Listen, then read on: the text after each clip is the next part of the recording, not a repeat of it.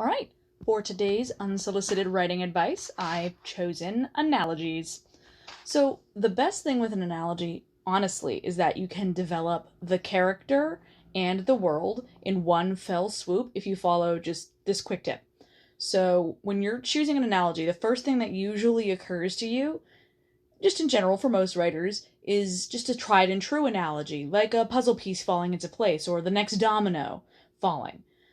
These are pretty standard analogies that you're just going to think of, and most people aren't going to have a strong opinion on them. They're not going to think anything of them.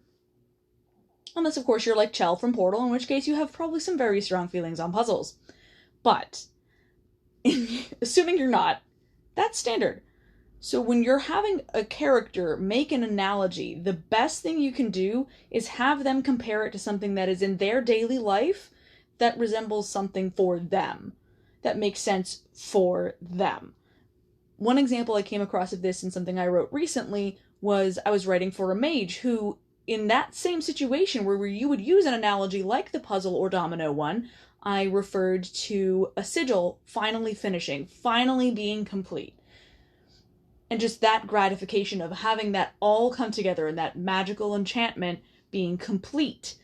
So first you get that knowledge of how magic works in a way that feels more organic and isn't forced in a weird conversation between two mages talking about something they both know, and gives you that knowledge into that character themselves where they obviously enjoy this task. It's something they are proud of and they feel actual gratification with having completed probably what is a large and daunting task for other people.